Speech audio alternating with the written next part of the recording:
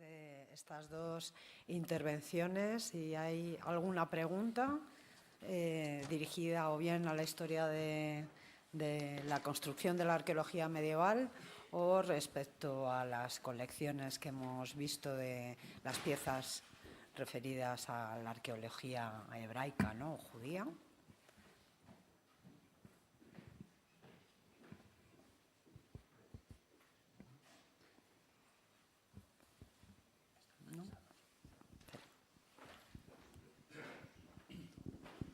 Solo preguntarte si tienes alguna cifra de plazas de arqueología medieval en el conjunto de universidades del Estado. Ahora, en el momento. Lo que pasa es que tengo que terminar de contrastarla, pero de plazas de funcionarios no llega a 20.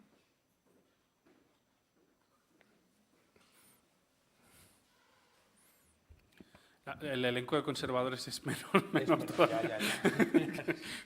Muchísimo menos. Bueno, que es elocuente de lo que comentabas respecto a la posición de España y el patrimonio cultural que tiene, la riqueza, ¿no?, con tantísimos monumentos y sitios declarados de la UNESCO, ¿no?, y en cambio la poca representación o potencia que tiene en la especialización en arqueología medieval, aunque bien has explicado que actualmente tampoco está centrado en la evolución cronológica, sino también en la relación con otras arqueologías, ¿no? Pero es significativo, ¿no? Hombre, yo creo que esto es, claro, un tema que la arqueología medieval, cuando reivindicábamos esto, estábamos reivindicando lo que llamamos arqueología medieval y posmedieval. Defendíamos también, es más, yo creo que casi todos los que hacemos arqueología medieval hemos excavado 16, 17, etcétera, etcétera. ¿Cuál es el tema? Que ahora ya la arqueología de las sociedades moderna, industrial, incluso la más reciente, también ya está teniendo su papel. Y el problema es que es mucho peor. O sea, nosotros todavía, casi en comparación con ellos, nos podemos quedar. Este es un problema de país. Yo creo que es un problema de país en el que nadie es inocente ni nadie deja de ser culpable y me incluyo. Pero bueno, yo creo que como país tenemos que hacer una reflexión muy profunda sobre el patrimonio. Es verdad que tenemos mucho patrimonio, que lo de siempre es que hay mucho patrimonio, no se puede conservar. Bueno, sí se podría conservar si se arbitraran, ¿no? Aquí tuvimos una arqueología, digo tuvimos porque ahora está también en números ínfimos, una arqueología comercial de empresas que tenía un cierto nivel, ahora está prácticamente bajo mínimos, cuando por otro lado, y esto no tenemos que enseñarlo, pero esto sí que es a veces yo no sé si ya seguir echándole la culpa a los políticos y no echárnoslas a nosotros y nuestras dotes de convicción también.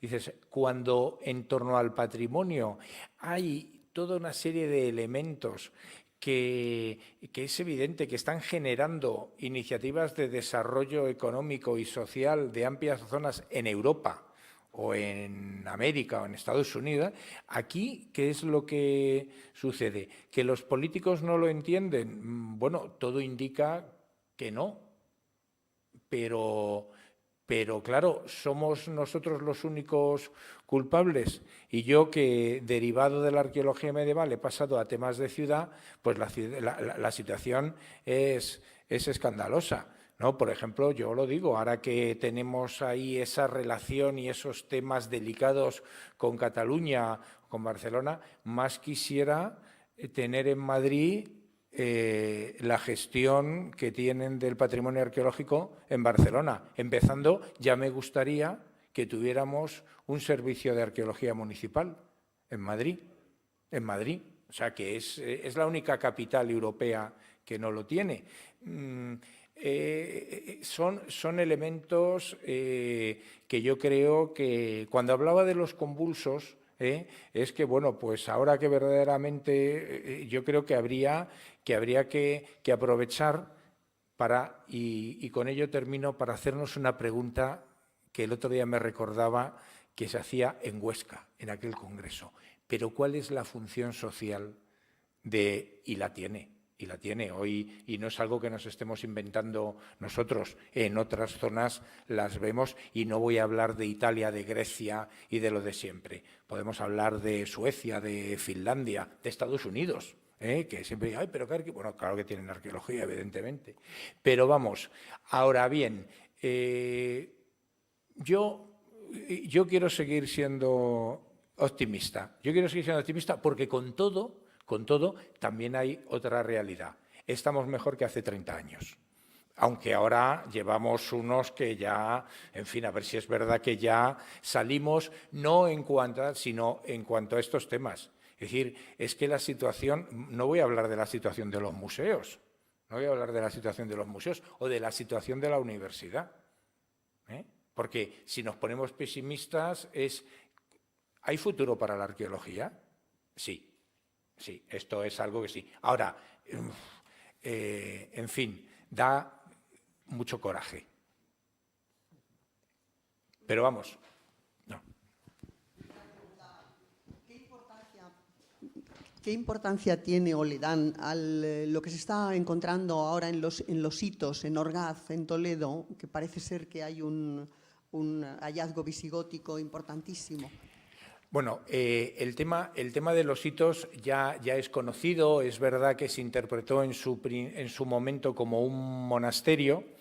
Yo creo que es un sitio fundamental para conocer la articulación de la periferia de la capital, en este caso de la capital de la época visigoda, que ahora está sujeta a bastante investigación. Se está también investigando, trabajando en La Mata, en Guarrazar. Entonces, el sitio es importante. Si luego se refiere a la interpretación que se le está dando, quiero decir, a mí esa idea de un espacio que pudiera ser la residencia de un aristócrata o donde se manifiesta esa aristocracia visigoda, que no quiere decir que fueran germanos. Lo visigodo hoy se toma como un elemento de identidad, de alguien que dice ser visigodo. Así, no había entrado en ese tema porque ese es un tema de otra conferencia, pero en fin. Pero entonces, en ese sentido, creo que el trabajo y todo trabajo arqueológico es importante. Luego, sobre la interpretación, bueno, pues vamos a ver a medida que avance la excavación si se confirma la hipótesis o si va por otro lado, pero que en cualquier caso es un elemento y un sitio importante para excavar, totalmente, vamos, de acuerdo.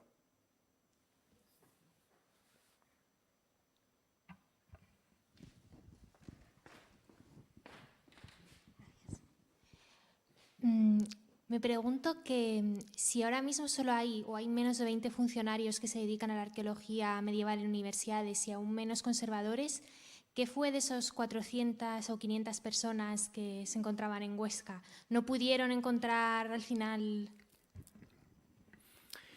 Pues a pesar del optimismo con el que he hablado, podía parafrasear a Ismael Serrano con aquello de «Papá, cuéntame una vez aquella historia tan bonita», y cuando termina diciendo «fue muy dura la derrota». Lamentablemente, mucha de esa gente se ha quedado en el camino. Se quedó en el camino y es uno de los problemas. También es verdad que éramos débiles. Con 26 años, 25, 24, los más afortunados con una beca de formación del personal de investigador de 4 años y a ver qué pasa luego. Con la mayoría del ámbito universitario, de profesores y catedráticos, pero esto de arqueología medieval, quiero decir que además tenían otras servidumbres por su propia práctica científica, pues hacían tal arqueología, tenían sus equipas, era un elemento casi de intrusismo. Nosotros recordábamos cuando había 4 funcionarios solo en la universidad, ahora podemos estar en los 20, a lo mejor un poquito más, pero desde luego, y ahora voy a hacer un poco voy a tener un elemento de autoestima.